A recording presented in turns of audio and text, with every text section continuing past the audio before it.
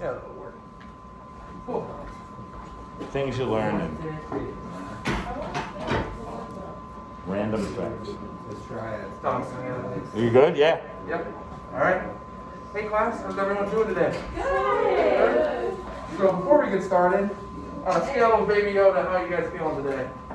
I'm feeling pretty too. 2? What's the really small? 4, 9, 4 and 9. Oh, they're all kind of pretty cute. I can't really tell. I'm feeling like a 3 today. 3. I can get on board with 3 or 9. All right, so we're going to do Or 2. a quick review of our notes in the treble clef and the bass clef, and some intervals as well. So, can anyone tell me this note? Rachel? G. The next one? E flat. Next one? Yeah. Let's call them out. Next one? A flat. Oh, sorry. It's a nice augmented 6-chord happening. Cool. So, let's do some quick intervals.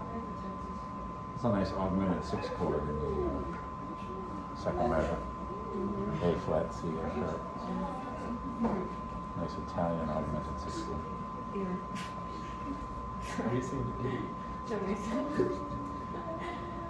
I can never understand the IT6, GR6, FR6. Everything's made up. Yeah, so, can somebody tell me They're the not that first hard. one? What's a perfect fifth above G? I'll explain that to you too. Okay. Good. I need to Perfect. Major third above E flat? G. Good. Major sixth above F? D. D. Yeah, I thought it was Major seventh above A flat? G.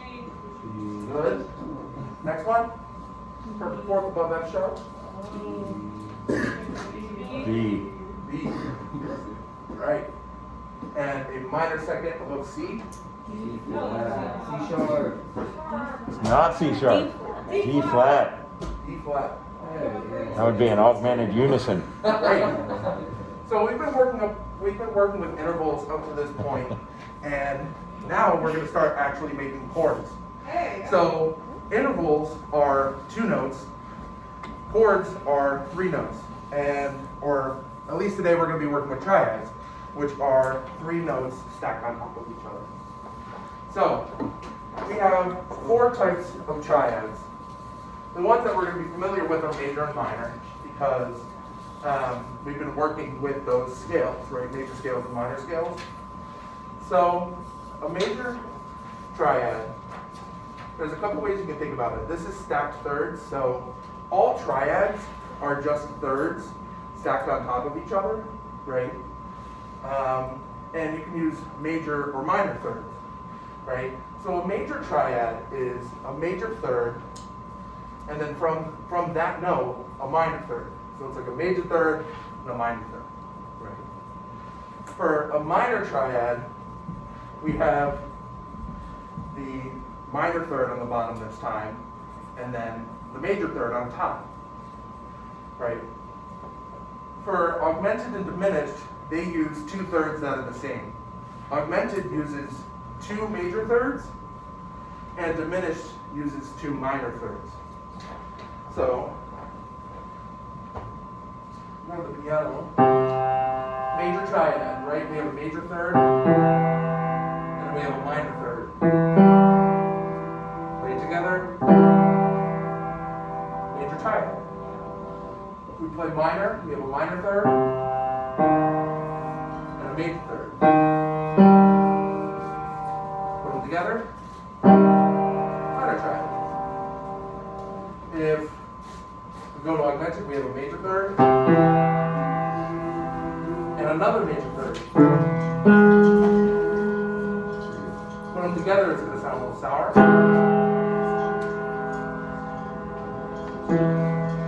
Then, for diminished, we have a minor third, and then we have another minor third.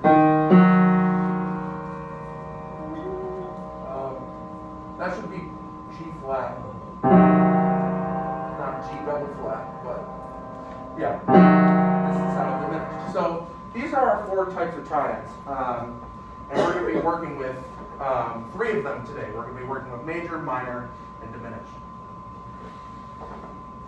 So, next Demolished. question for you all. Demolished.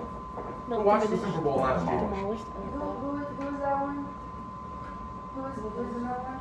Tampa Bay and Kansas City? Who is the halftime? What, I last lost year? the game, not the. Last year? Who did the Super Bowl last year? Last year? What? Who did halftime? I don't remember. I lost the game. So, the Super Bowl, right? Anyone who's been watching the Super Bowl for a number of years has known that we number the Super Bowls by the year they happen. So, you know, the first Super Bowl was Super Bowl I, Super Bowl II, so on and so forth.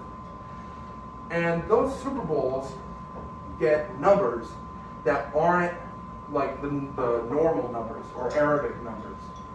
They use Roman numerals.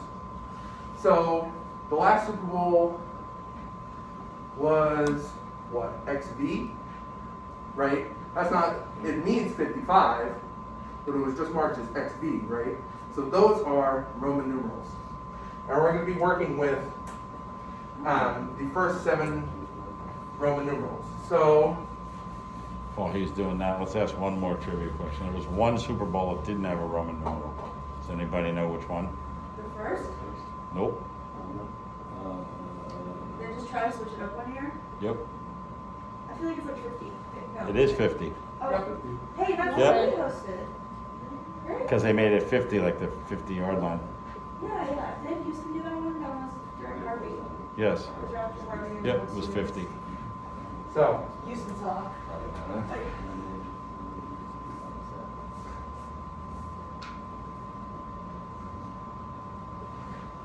So these are the 7 Roman numerals, I'm pretty good at trivia. right? Yeah. Each, I'm trying to write yeah, each number, there is a system where V means 5 and I is 1, right?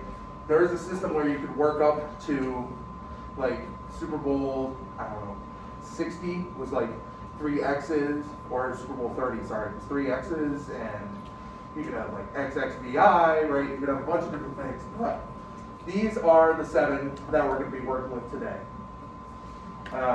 And each one of these chords is going to correlate to one of the notes in the major scale. So, we're working with diatonic triads. Essentially, each scale has triads that you can build off of the root note, which can be any notes of the scale. So, what that sounds like, if you're in C, right? Here's C major, right?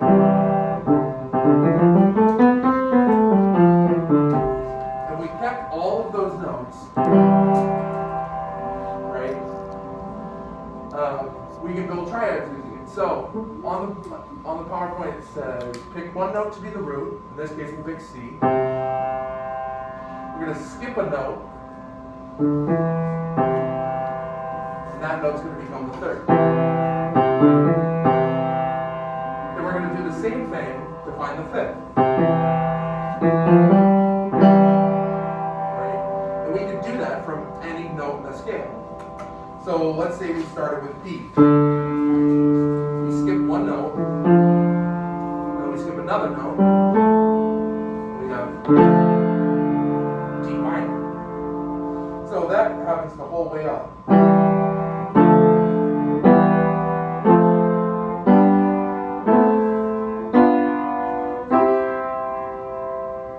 So, let's write them all out. So we're going to start with first one. So we would have C, E, and G. That's C major, right? So if we start from D, Sophia, could you tell me what notes we would include in this triad? D, F, and A. Great, yeah. So D, F, A. What kind of thirds do we have here? Minor, major, right? So minor plus major is what? Is a minor triad. Yeah. Great. So, Matt, could you tell us the notes for E? E, G, D. Great. And what kind of thirds do we have? Minor than major. So we have a, Minor triad. yes. Andrew, you can do the next one? We have F, A, and C, Yep. and that's a major and a minor. Yes. Yeah, major, minor. Good. Sarah, could you do the next one? B, D. What kind of thirds do we have? Major and minor. Meaning this is a, Major, G major. yes, major triad. Griffin, the next one? A, C, E. What was the last one? A, C, E. Yes. So what kind of triads do we have? Minor triad. Oh, major triad, minor triad. No, minor triad and major triad. Yes. Sorry, can you My repeat? bad, it's a minor triad. Yes, yeah. Good. Okay, this last one. B, D, and F, the only three that are left. What kind of triad do we have? So we have two minor thirds, right? So two minor thirds makes up what? Diminished. So diminished gets the symbol, gets a degree symbol, just like 70 degrees Fahrenheit. You know, it looks just like that. Yeah. So these are all of our diatonic triads. And these Roman numerals correlate to the chord symbols that we worked out. So in a major key, right, because we're working with C major, 1 is major, 2 is minor, 3 is minor. Actually, I'll do it this way. Yeah, I was actually just gonna say that. So the way you do this at Berklee, by just making everything capital Roman numerals and just uppercase letters with the minus sign, if you're teaching AP theory and you teach your students to do that, it will get marked wrong. Yeah. Because in traditional harmony, minor and diminished triads are indicated with lowercase Roman numerals and lowercase letters, and major and augmented triads are indicated with capital. Just as an FYI, and neither one is better than the other. It just, you have to know who you're writing for. Yeah. All the total harmony classes use this. Yes, Which because is the worst part, is they use two different systems. They don't use like the Yeah. harmony department and the tonal don't use the same. right. Cool. So these are all these diatonic triads. So let's go over to our class worksheet / homework assignment sheet. Looks like this. And I want you guys to write out those 6 triads. And yeah, the numerals and chords for a major key, in this case F. And I'm going to write out the scale.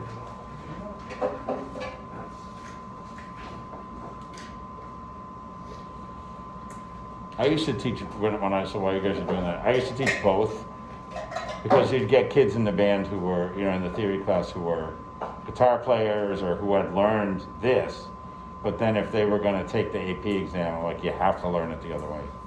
Yeah. And a lot of the traditional sort of band and choir students that were going to go to study music and take primarily tonal harmony needed to learn, the other system. I mean, it's just, again, it's all just what you call it. Still sounds the same. Rose by any other name. So there's F major for you guys. When we get to the diatonic scales or diatonic triads in the major section.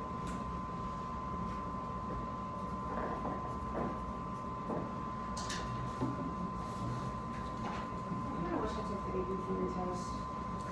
I know when they're going on. AP theory. Oh, we're supposed to do the top part or? No, both of those part, all of part one. All of part one. I didn't read that. I'm sorry, but it comes back to either.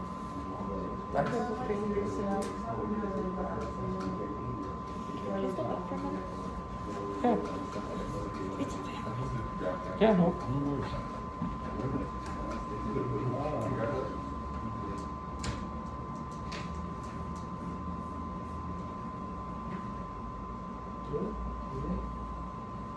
And just remember too, like music theory was invented to explain how people write music.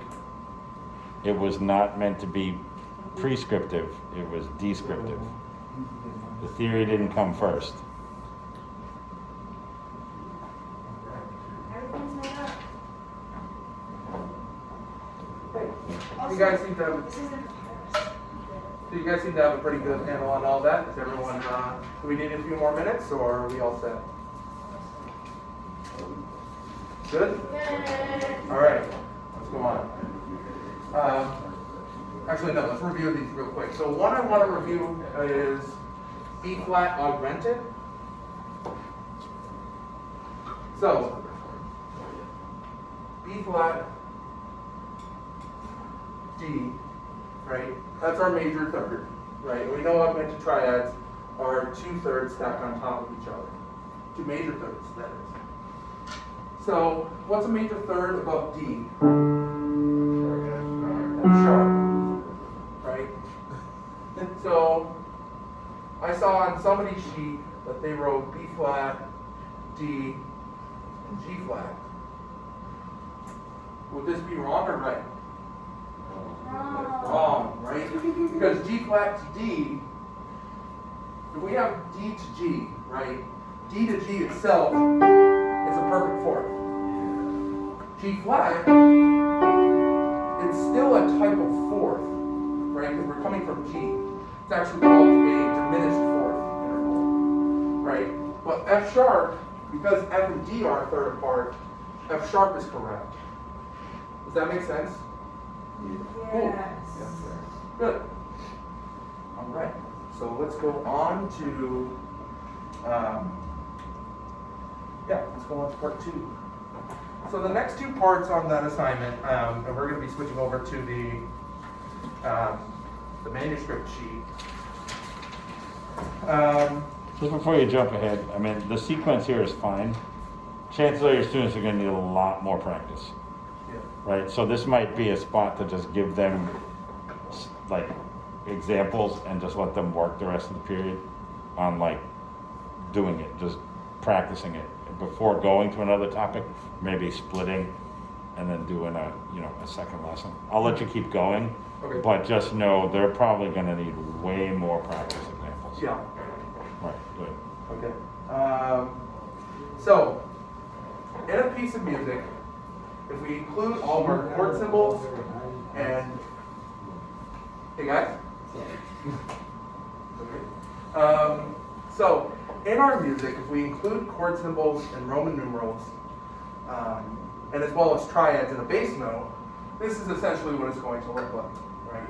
We have our chord symbols on top, our triads are going to go in the treble clef, our bass note is going to go in the bass clef, and then our Roman numerals are going to go below the staff.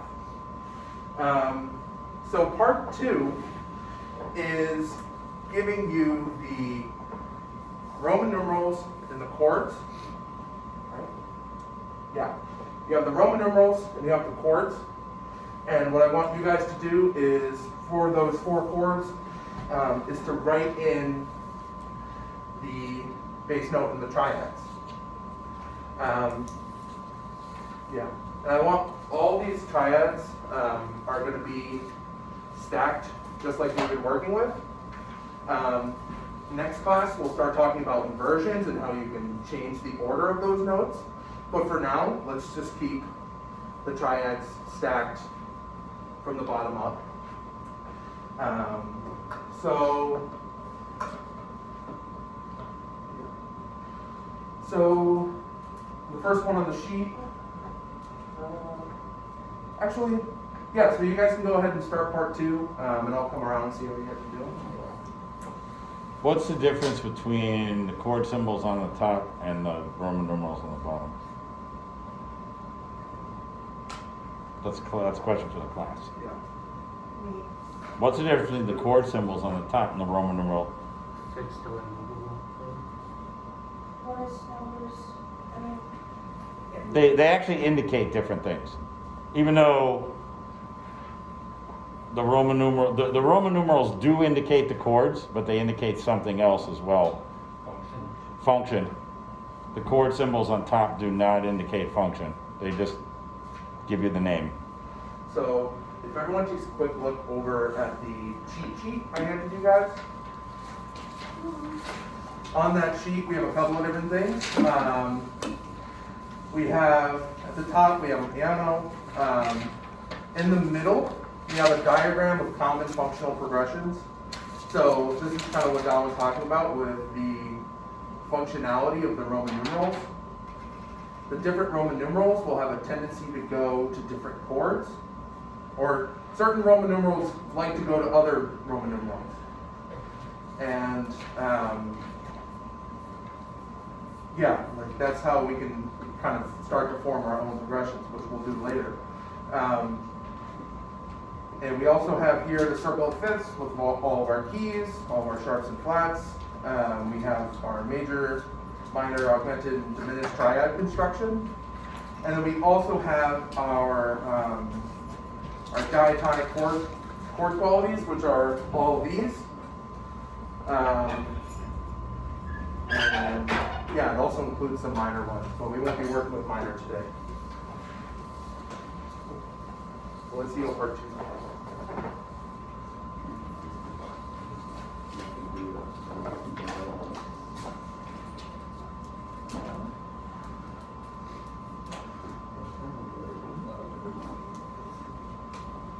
So when you guys finish with part 2, you can go on to part 3. Part 3 is just it's the other way around. So now you have the notes, and I want you guys to write the chord symbols and the Roman numerals.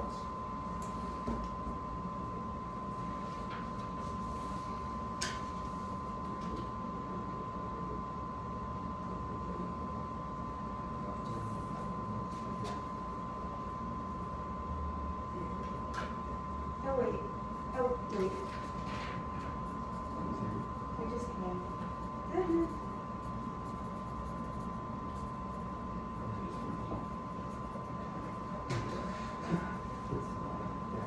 I do this third part?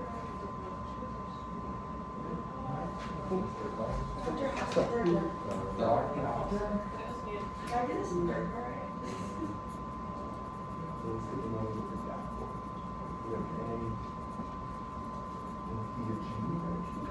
Oh. All right.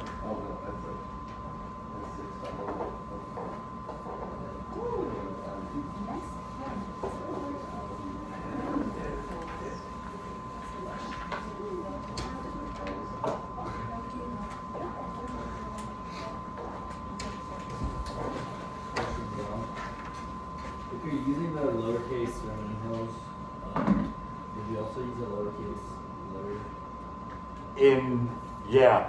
Yeah, you would. In tonal harmony, yeah, that would be a lowercase d. And then you wouldn't need the dash next to it because that's what the lowercase d would mean. You would need, if it were diminished, you would need d with the temperature sign, the little degree sign. But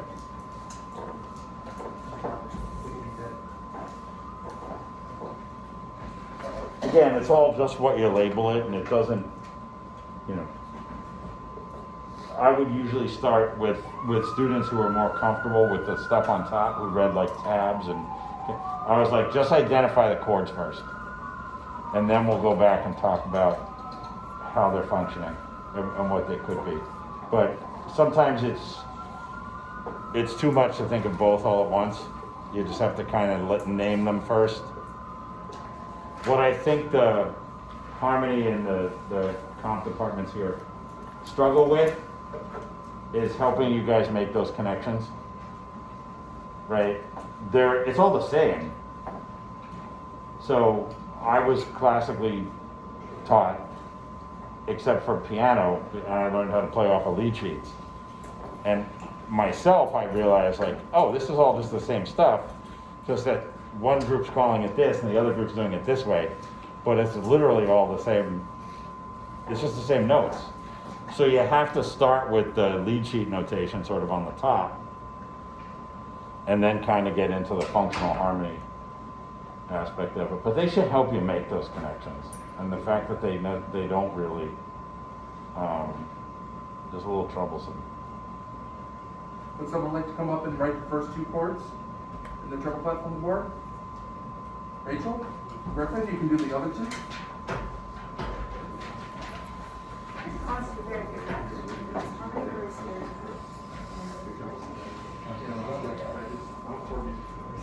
Oh, true. Sorry. I'm with Tom too. I'm a little bit of a theory nut. AP theory was one of my favorite classes to teach. I feel like, yeah. You might want to check that. Oh, true. That's actually my fault. I was supposed to put the keys in. Rachel didn't catch And now you're right. What? You didn't catch I that. was trying to help you. Trying to help you out. Rachel, he left that there for you to catch, and you didn't catch it. So that's on you. You don't have to take that. Yeah. Thank you. He is the one. I'm gonna look the other way, and you have like 3 seconds if you want to slap them. John, No. That's on video. That's on video. Yes, I know. Stay nice to yourself. No, you can't do that. All right, so this is part two. These, all four of these correct. Your sheet should look a little like this. These chords, probably like C and D, you might have written up an octave, like C, E, G, or D, F, A. But as long as those three notes in that order are there, you're good. Let's review part three real quick. Yeah, my service so good. I think they're normal. Yes. I've never listened to Then what else would that mean? Can I tell the class what you're talking about? The other thing when you do these in theory class, and I know Tom's going through a lot of stuff here, play these. Oh, Mix. I was gonna do that. Mix lesson. mix ear training in with the written notation, because you have some people who are more comfortable with written notation, and you have some people who can hear it but don't necessarily know how to write it. And what you want to do is you want to merge the two together, because you want to be able to hear it and write it and read it. So you want to just always make sure when you introduce something that you're introducing sight, sound, and that it's integrated. You have to do it all at once, but you do eventually have to get to the sounds of these. So, part three, someone would like to come up and write the chord symbols for the first two chords? Sarah? That would be the chord symbols and the chord symbols. And then, Andrew, can you do the other two? Are you dropping chords here? This is my first semester, so I'm not there yet. Okay. I mean, like, I could also just help you. So you're just like okay.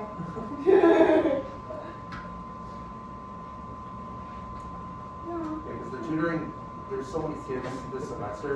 Yeah. Like, there's 1,300 in the entering class plus like another 500 with COVID holdouts. Yeah.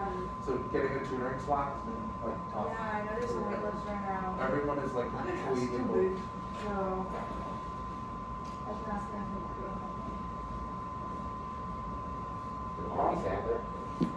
You know, NAFME could start its own little tutoring thing within the department.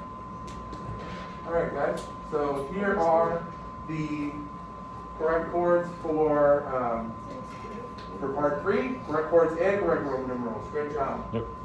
So this one, what it's going to sound like.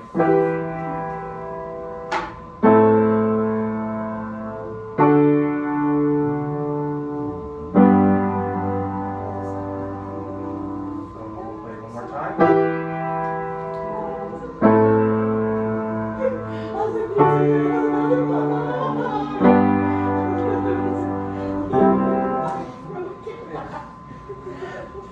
Yeah. So that is part 2 and part 3. Yeah, so that's how these chord symbols and these Roman numerals kind of interact, right? The chord symbols tell us exactly what notes we want, right? E minor. This is the only E minor, right? There is no other, right? E minor can't mean anything else, right? Same with every other chord symbol. Meanwhile, the Roman numerals don't exactly tell us what notes we want, but they also give us the function, right? Which in this progression, if we look at our cheat sheet and look at that diagram of common functional progressions, we start with a 6, right? Does everyone see it? Cool. So we start with a 6, and then 6 can only go to a 4 or a 2. In this case, we go to a 2. And then 2 and 4 can only go to 5 or 7. In this case, we go to 5. And then 5 and 7 always go to 1. Look, all of these chords follow that same progression. And we can change. So essentially, there are certain chords that can share a function. For example, 2 and 4. 2 and 4 have very similar functions where they both can. You can get to 2 or 4 from 6, or you can go from 2 and 4 to 5, right? So if I change this progression to have a 4 chord instead of a 2 chord, it's still going to sound pretty similar. So here's the written progression. Here's the one up on the board.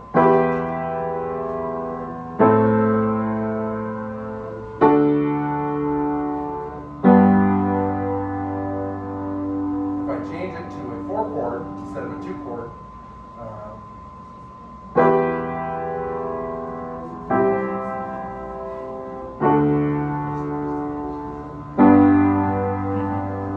The chord kind of still works, right? It still kind of fits in the same way that 2 does. So when you're writing progressions, when you're writing your own progressions, you have tons of options on where chords can lead. So, part 4 on your sheet is... Tom, I'm going to stop the video because we're actually over, and I know I interrupted.